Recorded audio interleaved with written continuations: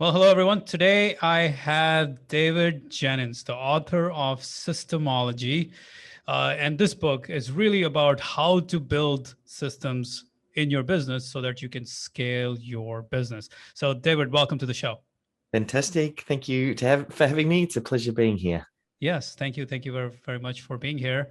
Our mutual friend, Alan Deb, is the one who made the introduction. So it's always good to have someone. I read your book. I really enjoyed your thinking on systems and processes. But before we go into that, I really want to know what was your story? What was your entrepreneurial journey like before you got to write this, before you started writing this book? Well, tell us about it. I have been involved in a lot of different things over the years. I remember leaving school and thinking, I want to make as much money as I can. So I tried online info products, importing products. At one point, I had a rock and roll clothing music store, I had a digital agency. One of the earliest things I remember, actually, I'd read a book called The 1 Minute Millionaire, and I learned about this guy, Paul Hartunian, who sold the Brooklyn Bridge. And I was driving past the MCG, which is the Melbourne Cricket Ground here in Australia. And yeah, we're really well known for our sport, and it's a really famous sporting ground. And I I know that remembered, I'm from India, so oh, you'd know it for sure. I know Yes, you guys have hammered India quite a lot over there. So hey, all that's good. right. All happens in the MCG too. That's That's like right. our biggest sporting stadium in Australia. And I was driving past it. And as I was driving past, it was almost like fireworks went off in my brain because I saw this big hole in the side of the MCG. And I just read this book, The 1 Minute Millionaire, and it told the story of Paul Hartunian. And what Paul had done is they were doing some renovations on the Brooklyn Bridge, and they were discarding a lot of the wood. And he basically called up the wreckers and said, oh, can I get my hands on a lot of this wood? And he wrote a press release saying New Jersey man sells the Brooklyn Bridge for 1995. And to cut a long story short, he just got mobbed by the media for about the next 12 months. And what he would do is he'd take little pieces of that wood, chop it up, stick it to a certificate, and then post it out for the clients who purchased it. So I just read this story driving past the MCG, see a big hole in the side of the MCG because I knew that they were doing some renovations. I thought, well, let's follow this rabbit hole. I got myself a lot of the discarded wood and carpet. There's some very iconic seating that was known for the MCG back in the day. It was this painted green wooden seating, and they had this special carpet with the MCC, Melbourne Cricket Club, crested logo on it. And I got my hands on that wooden carpet and did the same thing. I wrote a press release. Melbourne man sells the MCG for $24.95, and basically got picked up by the newspapers and radio and a lot of different media outlets. And I went on my own little magical carpet ride there, and that was one of my first entrepreneurial sort of endeavors, and having an idea and an opportunity and then following it. So I suppose I feel like I've always been an entrepreneur looking for ideas and opportunities to try and really catapult myself. Initially, it was mostly about the money and just moving away from the situation that I had. Like I always remember in my family, we always used to argue over money and that sort of thing. And I just thought to myself, oh, I never want to be like that. So that's why I got interested in business. Right, and that's a great story, selling the MCG. And after that, I mean, you've had a lot of entrepreneurial endeavors, but I think the last few that led you to Systemology, more importantly, the Melbourne SEO service, is that what Yes. it was? You sold Yeah. that, and then you moved on to this new adventure. So let's talk about that transition that finally led to this book. Yes. So the digital agency is probably the one I'm most well known for because I was in it for about 13 years as the business owner, 10 of which I was so heavily stuck in the operations of that business, winning work, getting clients onboarded, fielding questions, helping out team members. We built a small team. So I had a team of 12 around me at that time. And even though I had that support, I was still very much the centerpiece in that business. Everything really relied on me. And I, for some reason, I built up all of this baggage in my head around why the business needed me. And I thought this business couldn't be systemized because it was a digital business and the online landscape changes all the time. So if I wrote systems, then they would very quickly get out of date. And I thought, if I get some systems in place, my team was very creative because we were digital marketing and we were making things up as we were going. I thought the team's not going to want to follow these systems and processes. And I thought I would have to be the one that created the systems. And I had all of this baggage that just meant I trained my team to always come to me whenever they had a problem, an issue, and they just needed help. I was the answer. And it wasn't until I found out that we were pregnant, and this was after 10 years in that business, when my wife and I found out, I said to myself, I don't want to be that dad who's always too busy, because I was working early mornings, late nights, weekends, every moment I could get, I was trying to squish work into it. And I thought something needs to change. And intuitively, I had that feeling that business systems was a part of that because I'd read the E-Myth, I'd read Traction and Built to Sell and worked the system and a lot of these systems-based books. So I kind of already had a sense that the systems held the answer. And that turning point of finding out we were pregnant, that really set me off on the journey. And I spent the next 12 months systemizing a lot of what we did. I then started to remove myself from the operations. I hired a CEO. To cut a long story short, over the course of that sort of 12 to 18 months, I completely removed myself, took a huge amount of time off with the birth of our young son, which then turned into two boys. And then Melissa, who was the CEO who took over that business, she ran it for 3 years after that without me involved. I would meet with her once a month, and it was a great little business. I had no intentions or plans of ever selling it because every quarter as a business owner, I'd get a profit distribution and it kind of freed me up to work on something else. But there was kind of like a change of events in her personal life. Melissa's, she had to move back to the US for personal reasons. And I was kind of left with this business and I thought, I don't want to have to go back into the business. So I ended up selling it.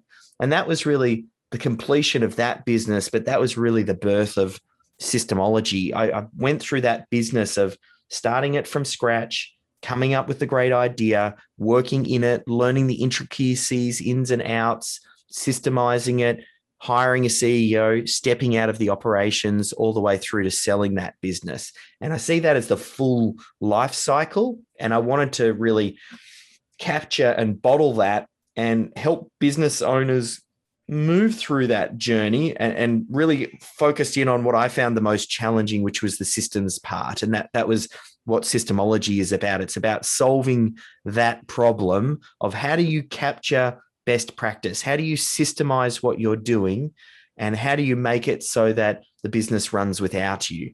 And that's really where I do most of my work these days. Yeah, that's great. So, I mean, as entrepreneurs, I think we're notorious for the fact that we think somehow we have all the answers, somehow we know everything, somehow we are the only ones to be able to grow the business, to be able to sustain the business. And we're very bad at trying to let this kind of go from our hands. And I think you talk about in the book the difference between the leader and the manager. And I always think about like the visionary versus the person who's more on the day-to-day operation side of things. And it's so easy to think that if I like when you made the transition from being the entrepreneur to really being the owner, quote unquote, in some ways, and letting someone else run the business, you had to let go of a lot of that belief that you are Yeah. the one who can do all of this, or you are the one who must do all of this. And this is a very hard thing to grasp and very hard thing to act on unless you have a childbirth coming up. Yes, that was definitely some pressure and initial sort of motivation and inspiration, I am finding the more that we prove the Systemology model, the more that I get the successes and having business owners go from completely unsystemized businesses where it's heavily dependent on them to building something that operates more like a Swiss watch and have team members, and those team members have responsibility. The more that we capture that, and I've got, stories of business owners who've sold their businesses and taken their first holidays, and we can touch on some of those. I'm finding that that's makes it much easier for people to cross that bridge. At the start, it is challenging, and even before Systemology, like I felt like, I'd read all of the books and I knew that systems were important. Where I kept on getting stuck was, okay, but how do I start? What do I do first? What do I do next? And having a plan like that gives the business owner some confidence and enables them to really let go. And I understand why the business owner is where they are. Like, if you think about it, and the person listening to this right now, you've built your business up to where it is today because you took everything on yourself, because you're able to problem solve, because you're able to do everything. So what ends up happening is that reinforces in your brain that that's a good thing. And early on in the business, you needed that to grow the business to where you are. The challenge is, because you're reinforcing those habits then get really, really strong, and it actually becomes the thing that holds you back from then growing through to that next level. So if you're at that stage where you're finding that you are the bottleneck, everybody and everything is dependent on you, and in your head you think, I'm the only one that can do this, then that's probably, you're coming up to the right time where you need to change your thinking, and you have to start to realize, if your business depends on you 100%, your business is broken. So as long as you kind of understand that you don't really have a business, and we've all heard that line, like it's more like you work a job and it's in a business that you own. But to be a business owner, a business is a separate entity and system, and that should be able to function without any key person dependency. Doesn't matter about the business owner, doesn't matter about team members. So I think a lot of the listeners, they're in the right place right now. Now it's about thinking this is possible. And I find a lot of business owners as well, they like me, might have had some of that baggage on why their business couldn't be systemized. I know a lot of business owners think, it has to be me, or I need to systemize with hundreds of systems, or, hey, I've tried to systemize in the past and it didn't work. And it comes back to what you talked about. It's the leader versus the manager. The leader is usually the worst person to be doing the systemization and the documentation, because they're these big picture thinkers. They don't like writing out systems and processes. And that is extremely common. And just because you might be a leader doesn't mean that you can't have a business that is well systemized. Mm-hmm. It's very natural for you to have those feelings. You just need to now start to think about, well, how can I have a systemized business? How can this work without me? Because it can. Yeah. And that's like one of the early understandings, I guess, you need to have as an entrepreneur, as a leader, is that the systems don't have to be created or executed by you. You just have to bring someone in to help you with a large part of that process. So before we go into that, the leader versus the manager, I want to talk about the 4 stages as you identify in the book, so we can kind of lay the groundwork for everyone who's listening as to what's coming. So what are the 4 different stages of business systemization, as you put it? So the 4 stages, they are survival, stationary, scalable, and saleable. So the first one, survival, a lot of the characteristics, and the reason we go through these stages is because it helps you to identify where you are, and then it helps you to figure out where you want to go, and then it helps to identify what things need to happen. So that first stage, survival, is where a lot of business owners get started.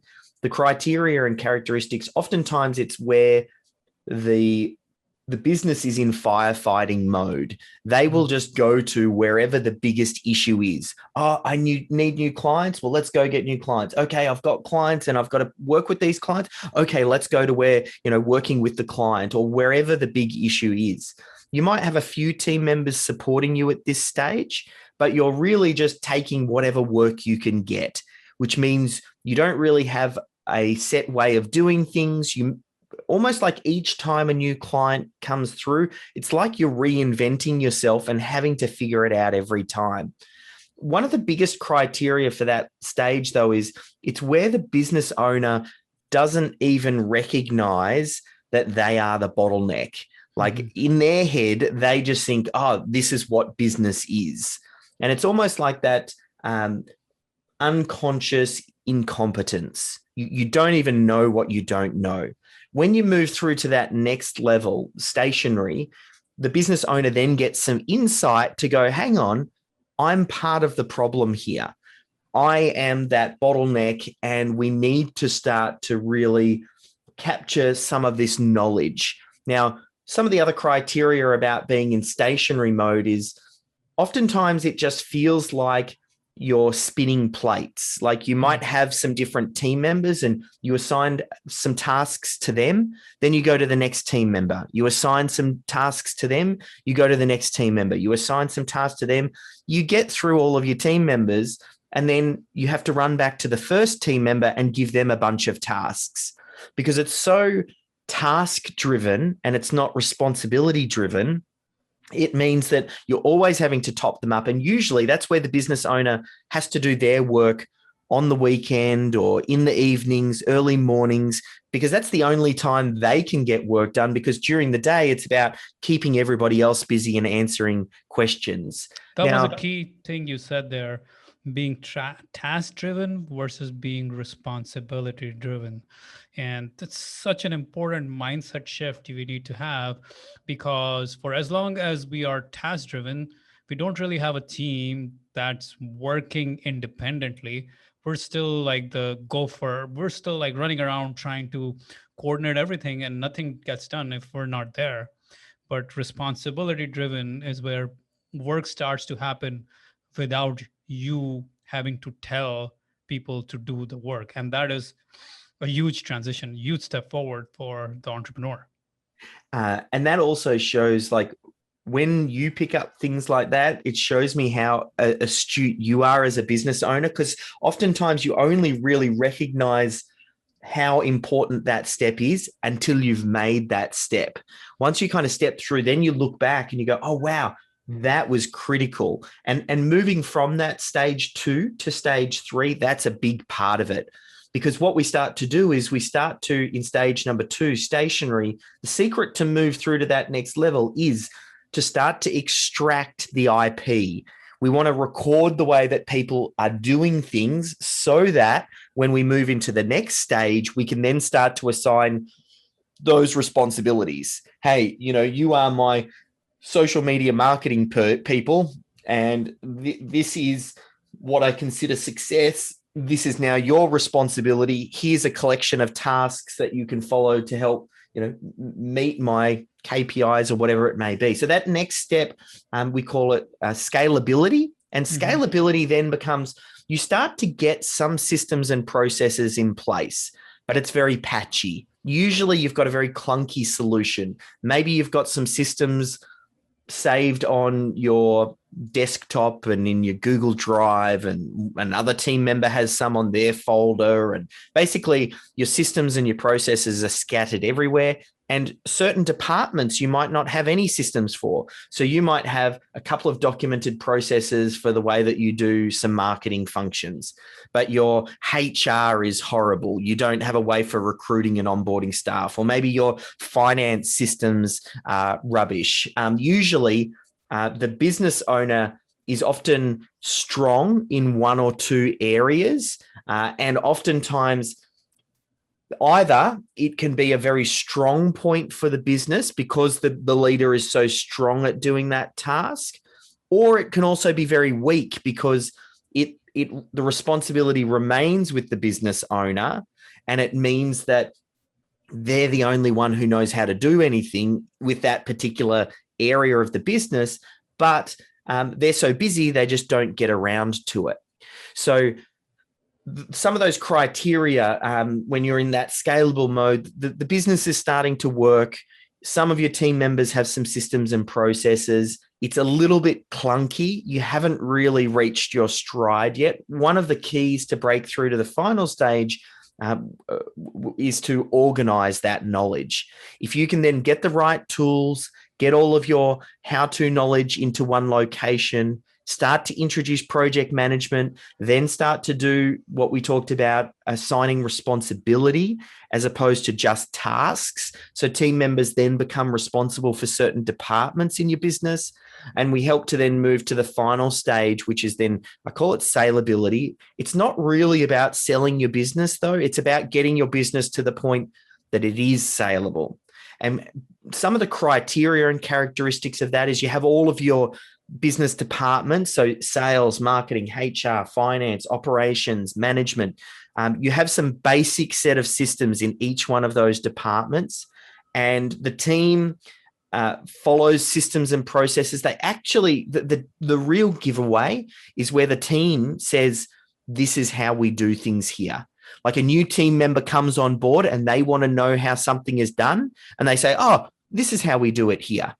That once that starts happening, that's when you know you've reached this final stage, and that's when you start to get this exponential growth, because now you're at a point where you start to embed systems thinking into the way that the team works, and your business moves away from being key person dependent, because you now think in terms of these functions and the core tasks. It means if someone's off sick, you can then plug someone else in. And really, if someone wanted to buy your business, that's what they're going to find most valuable. They want to buy a business and know that you as the business owner, even when you walk off, that business will still function. And I remember when I sold Melbourne SEO Services, so Melissa had the family thing. She had to move back to the States. I was left with Melbourne SEO Services. And I remember that feeling like, oh, the passion had died for me in the digital agency. And I got pulled back into it for a moment. I thought, oh, I don't want to do this. So I took it to market. And the guy who bought it basically said there were two reasons he bought it. One is because of the financial performance. And the second was, he said, because it was run by a CEO for 3 years. He said, I had that confidence to know that the systems and the processes were working, and it wasn't just because I was there. And yeah, that's what got me a great multiple. And that final stage really is where people want to work towards and get to, when your team has this systems thinking. So there's 4 stages. We've got survival, stationary, scalable, and then saleable. If you, as a listener, think about where you are, and you might have characteristics of each, that's okay, but where do you think you predominantly sit? And then where do you want to get to? And then it helps you to go, oh, okay, well, I'm in stationary mode. Well, I now need to think about extracting the IP. Oh no, I'm more in, scalable mode. Okay, now I need to think about organizing this knowledge, and I want to get into the final stage, saleable. Okay, well, now I need to work on the culture piece. So one of the big challenges that you think about when you're in these different stages, let's say you're in the scalable phase, that's how I feel where we might be today. And one of the challenges is like finding the time, like having that space or creating that space to think about systems and process versus having to run the business, having to run the team, having to run the overall business, which like the urgent is to run the business, to generate revenue, to generate constant money into the business. And the important thing is to systemize it so that it can get to the next level. And it's a very challenging space. And the question that I and probably a lot of our listeners might be thinking about is, how do you and when do you consistently start to create that space for yourself to introduce more and more systems without like to create more and more time, create more and more space for yourself to create more and more systemization in the business? Yeah. So there's a couple of steps, and part of it will kind of depend on the performance of the business and financially, potentially how it's sitting. Because sometimes recruiting your operations manager, that manager, it can be a costly position to recruit for. And sometimes there's a lot of pressure in getting that position right. So sometimes recruiting internally for that position and elevating someone is a good way to go if you have that person who demonstrates potential in the business. Because so then you are hiring an operations, your integrator, an operations manager, full time to take over all of the operation side of things. yes. Now, sometimes that can be a challenge because it depends on where the business is at. So the easier step before that is actually to think in terms of a systems champion, someone that you recruit who their job is to just capture what you're currently doing. The biggest thing is the business owner doesn't have space. So we need to do everything that we can to create that space, because the business owner will naturally be able to problem solve and re-engineer systems and make the business better and grow in leaps and bounds if they have space. But most of them don't have enough time. So trying to squish an extra task, which is important but not urgent, means they never get to it. So we actually need to think about how space is created. Now, the first step could be to get what we call a systems champion. It's just someone who can, they'd read Systemology, understand the process. They would record best practice as it's currently happening. They would help to organize the knowledge, get it into a central location, and start to be that go-between when team members have questions, rather than the default always let's go to the business owner, first going to the systems and the processes to try and build the muscle of the team members to start to try and solve their own problems and look for the captured and documented systems and processes there. That is probably the easiest step, because it's trying to recruit for that operations manager sometimes can be outside of the reach, or that person might not exist internally in the business. Mm-hmm. Once you do that, then you can start to capture the minimum set of systems for the business. And we start to think about, a handful of systems in each of the business departments. It's the 80-20. What's the 20% of the systems that deliver the 80% of the result? And as we do that, then we slowly start to break off certain low-value tasks that the business owner is doing. Maybe it's handling incoming inquiries. Maybe it's scheduling calls. Maybe it's this administrative work that the business owner is not really adding value to. That then creates a little bit of space. Now the business owner needs to think about, how do we reinvest that time intelligently? It could be to do some re-engineering of systems and processes, or I still think once you get to that point, you really want to start to think about, how can we find someone who becomes that manager? It's someone who, and it might just be part-time. They don't even need to come on full-time. This is perfect timing for me to talk about, because, I went through the full life cycle with Melbourne SEO Services. Now Systemology is a young company again, and I'm in that startup mode. I am the bottleneck. I am in scalable stage. I have started to get some systems and processes in place. I've started to get a team around me. We've started to identify who the systems champion is. And now, literally, they started on Monday, I hired my operations manager. Now she comes in. She's only going to work part-time to start with. It'll be 20 hours a week, but it's that person that I can then start to lean on. And I'm going to start off with Ala, her name is. She's going to start off just doing some little projects. She'll learn about the business, meet with the team members. And then over time, then she'll shift from almost like a project manager into more of this operations manager role, which is the visibility. So, it's funny. I try and be the best example of what I teach. And all businesses have to go through this life cycle. So it's not, you don't start off at stationary and then jump to scalable. Yep. I know the stages and I can't still jump to it. You have to move through the pipeline. This is just the way a business grows. Yeah, yeah. You can't just spend money to build systems in a business that doesn't really need those at a specific stage or anything like that. And that example of like hiring that integrator, congratulations, because it is a huge load off your shoulder, hopefully, because I know how valuable that is.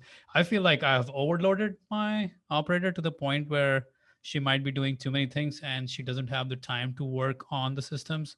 So I'm like, okay, well, maybe there are things that need to be taken off her plate to be able to let her do more of that systems thinking. And to be fair, because oftentimes your best team members are often the ones that are most busy.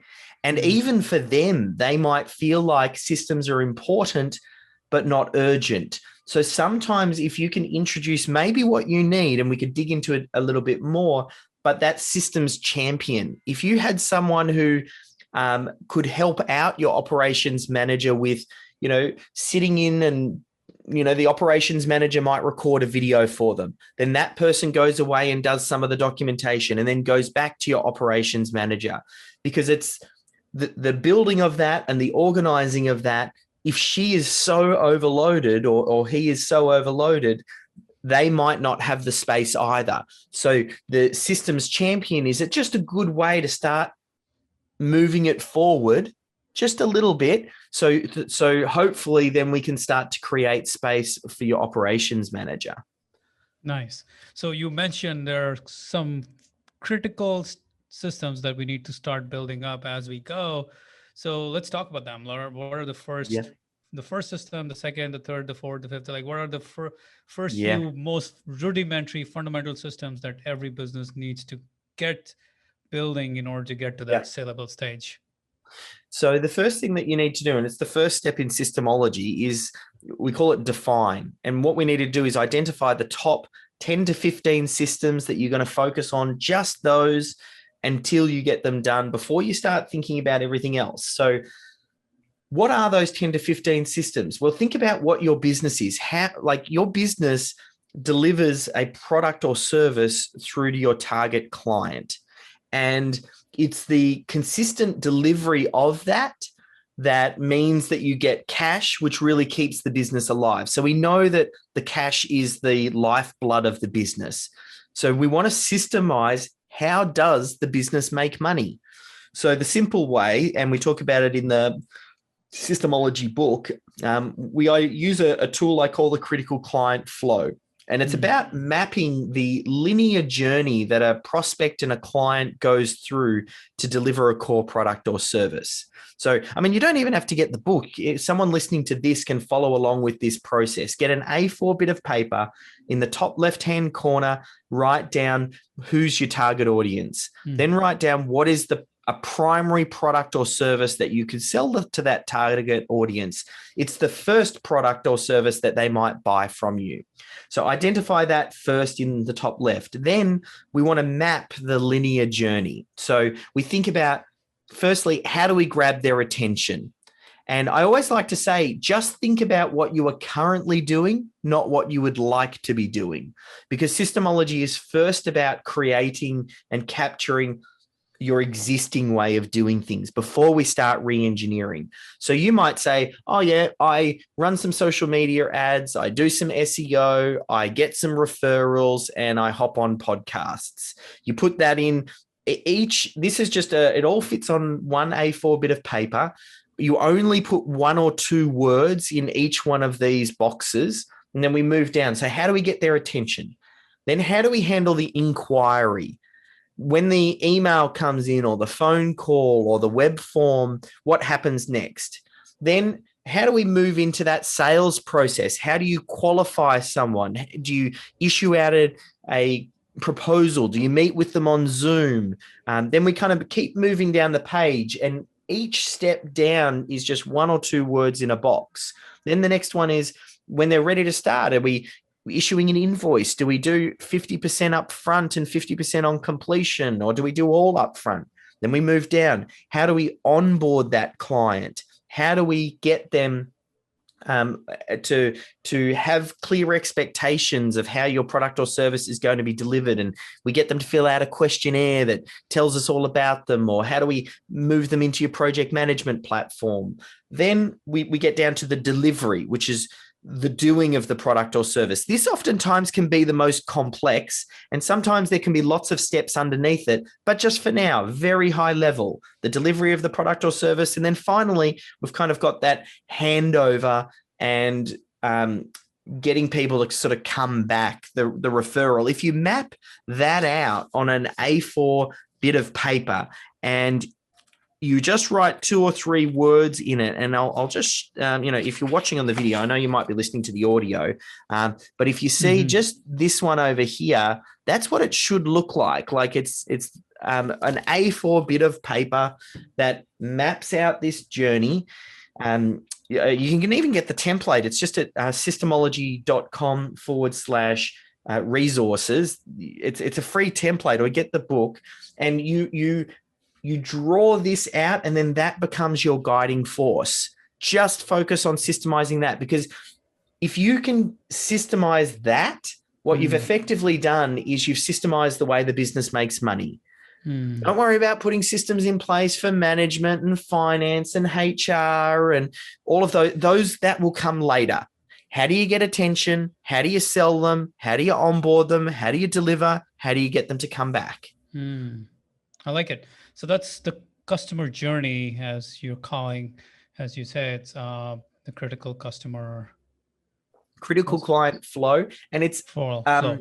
it's slightly different in that it also deals with how the business delivers as well. So it's not just the client journey, it's the client and the business and what it does to deliver the product. Right. So how's the client going through the whole journey, and what is the business doing throughout that journey to make sure it delivers on that promise every step of the way? So 100%. Perfect. You identify the most fundamental money-making system in your business. And that's like the most important place to start, as you say. And then you start building more higher level systems as you go. What could be some of the examples of the higher level systems that you would start building as you get into the scalable phase of business?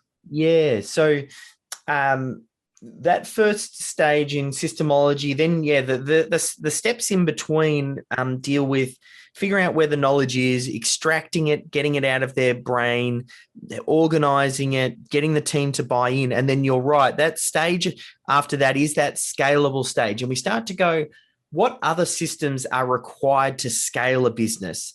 And what you have to do here is you think of your business is one big system.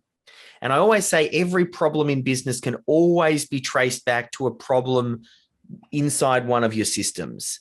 So if we understand our business is a system, then we think of our business in terms of, well, what are the subsystems that make up that bigger system? And they're usually departments. It's a sales department, marketing, it's operations, it's HR, it's finance, and it's management. They're usually the core ones for a lot of businesses. Sometimes there's other ones.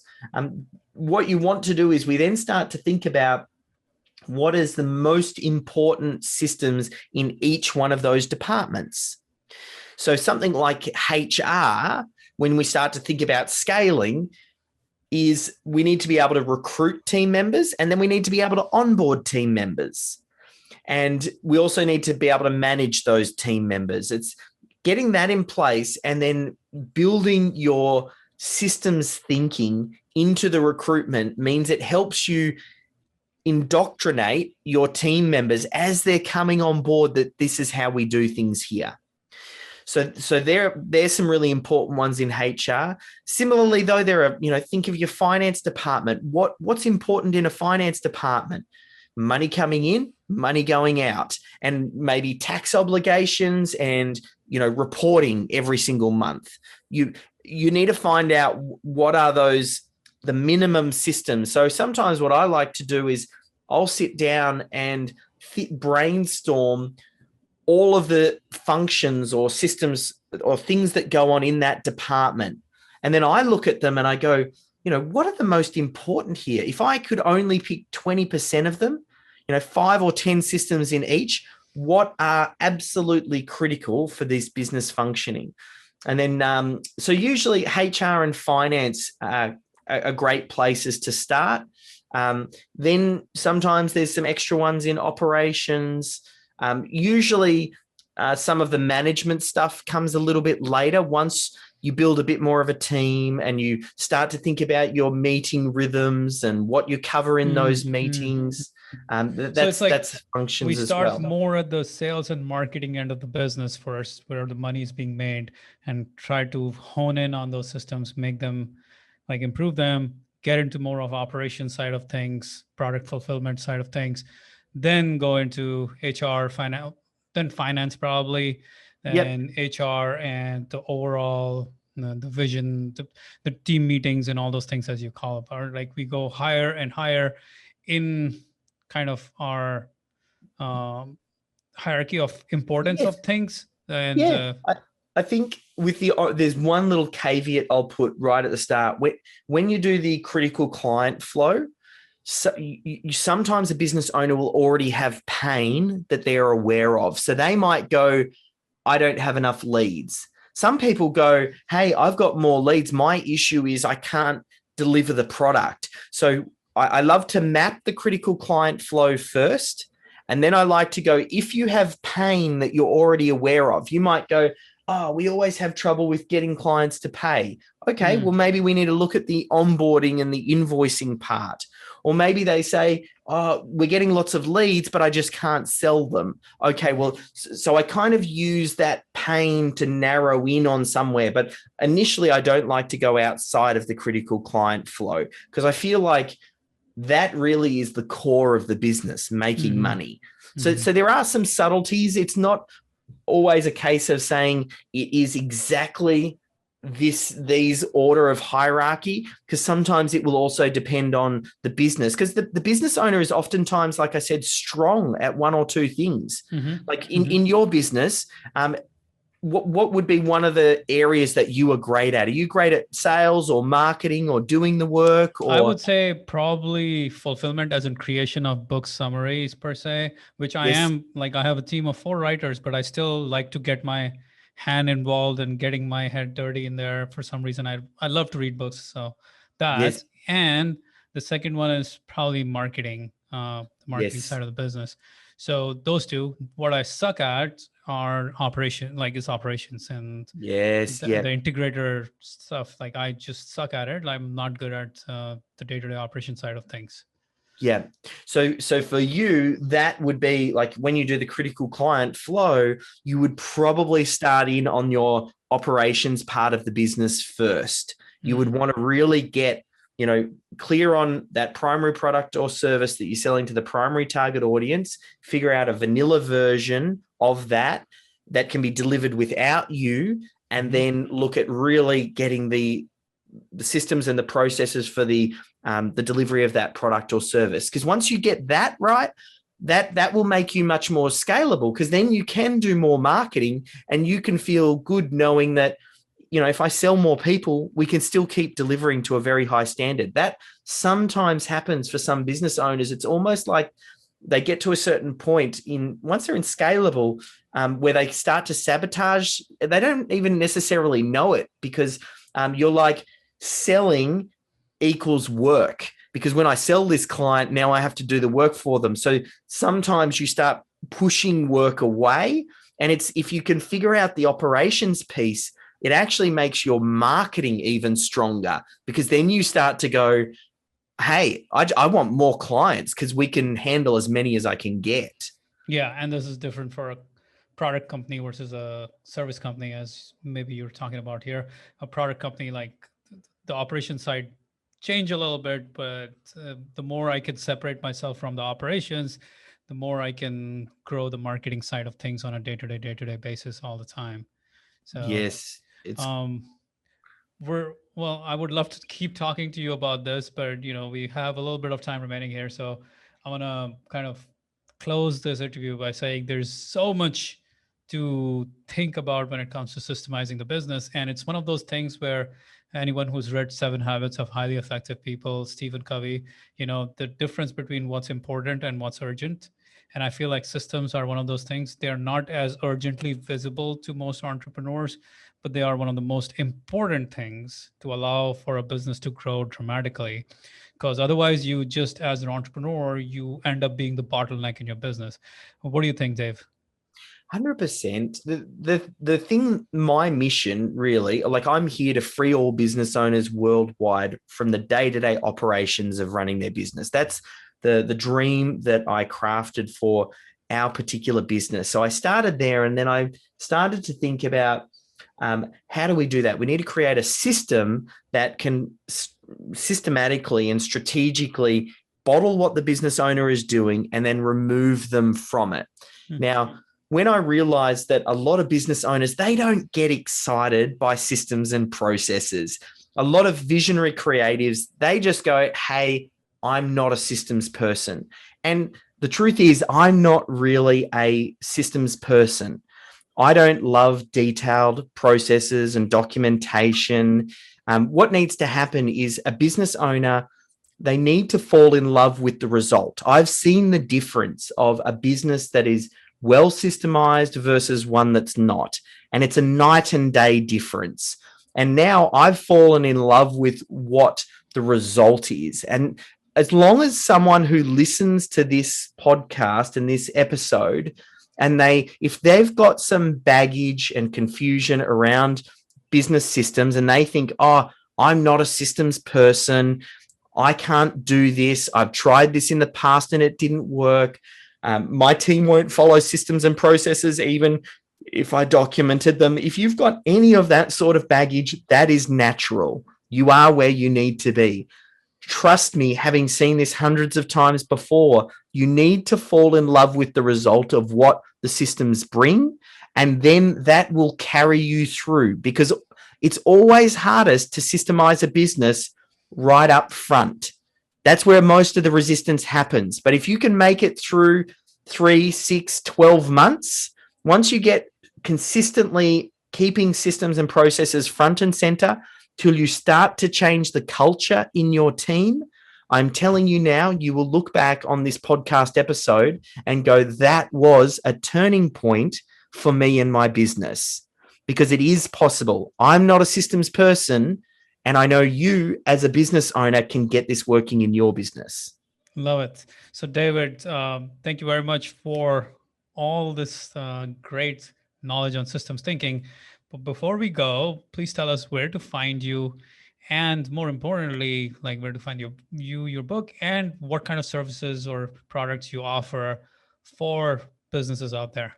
Yeah, perfect. So best place to start, if you go to systemology.com/book, that's where you can find out about Systemology. You can head over to Amazon or Audible if you want to listen to the audiobook, because obviously you're listening to a podcast now, you might be more of a listener. There's a couple of options there. That's the best place. When I wrote the book, I made sure that it was useful and complete. So I give you all of the steps, and you can take that book and then run with it. If you need some extra help and support, we have some different options. I train up and certify people we call systemologists, and they help business owners one-on-one with the implementation of this stuff. Or there's some online options as well. Like you can, I've got some an academy where you can kind of deepen your knowledge. But just get started with the book. If it resonates with you, that's probably the best place to start. And hopefully I have relit that fire inside you as a business owner around business systems, because they are that important that you've got to make this a focus. I love it, man. This was great. Thank you very much for being here today. Pleasure. Thanks for having us, Manny. Thank you.